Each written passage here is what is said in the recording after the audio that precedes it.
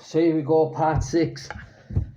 I really just want to get into what God's done. So, and I'm gonna make, because I've noticed that there's more views on the first video, and as it's gone through, like, people are just gonna fizzle out and not watch it. There's like one view on the others. So I'm just gonna make a note that this may be this. If this is the video that I really go into what the Lord has done for me, then this is going to have a bit of a different title. So hopefully people can see. They can watch the first video and the last one if they want.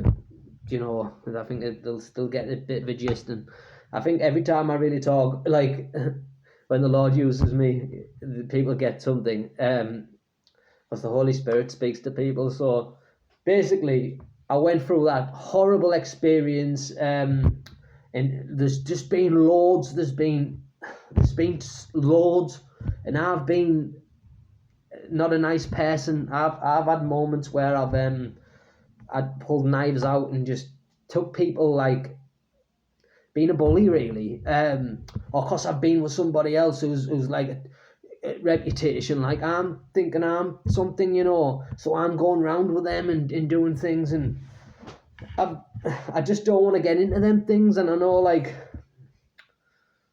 but yeah, like I there's been a bit of both, really. I've took a lot for just living a rough life, and I've really took the karma for that. Well, I like my comeuppance or whatever, and I like, I've been a bit of a nasty person too to the people in my life. I've not treated them right. My dad, partners,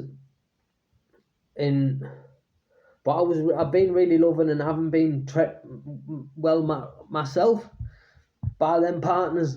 So, like, it's give and take, really, and that's what the whole thing's been. I've been a bad person, but I've also experienced a lot happen to me too. So anyway, I ends up on one of these nights, the other end of the country, because I was going on this job, and it was just a crazy thing. They were going around picking anybody up, all the rough lads from all towns, to go right across. No wonder they were going across the other side of the country. It's because they were doing something illegal. They were selling stuff at doors. Anyway, like, I'm using heroin. They're not on it. They find a spoon in the pan to cook the heroin up in the toilet. I get kicked off that job, right the other end of the country. It's pure silly mistake, silly thing to do that. Like, and I wasn't on a prescription or anything, so I was an addict. What was I doing? I went there with hardly anything. I just packed bags and went, thinking I'm going to start earning money. So there was method in the madness, but anyhow, I gets kicked off that, and I end up with the homeless people walking around, and I ends up in a hospital, laid on the floor, smelling of wee, and just kicking my legs and laying on all these clothes folded up in knots. They were killing me. I was trying to straighten them and lay back down, like, badly withdrawn by this point. It took me, my brother, who'd come out the army, had to get me a coach pass, and it took me all day to get back. And I came back to just not having no money and rattling. The next morning, like, my dad helped me on that night, but the next morning I had to go straight in the shop. After I'd been stuck there for days, the other end of the country, just lost, thinking I was going to be just stuck there. They had loads of homeless people there, loads. People beat up in doorways, covered in blood. People were just walking past them. People were walking around with their duvets over their head, just walking around the city. And I was stuck there. I got back and oh yeah, I'm back. I have to go straight out the door into a shop and steal, because I was bad. I was ill. You can't just sit there when you're withdrawn from these drugs. You can't.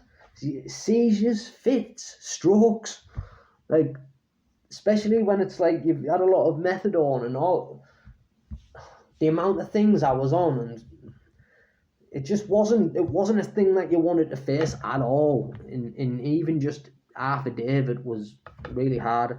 So anyway, I was just going on living like that. I would end up in hospital, like, couldn't walk, like, one leg like just a tree stump, like, all just going rock hard and off colour, and like literally, yeah, blood clots, and they went into my lungs. I had hepatitis C, I had sepsis, like going white, all the coffee grounds spewing them up. I had abscesses, black gunge coming out of them all over my body and my groin, and but yeah, I would see the elders, the missionaries walking around, and I would stop them and talk to them, and they invited me to church.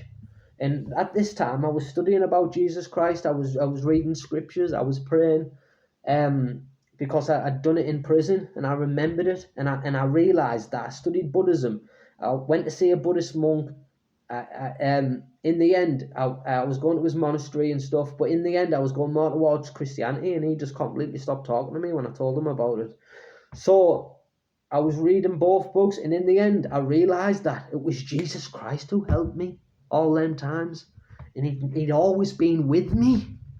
He'd always been with me, and he'd always been seeking me out, and I could see it.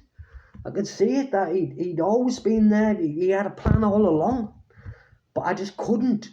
I would go to church with these lovely sisters who would come from all, like in America or wherever, like all over the world they come from.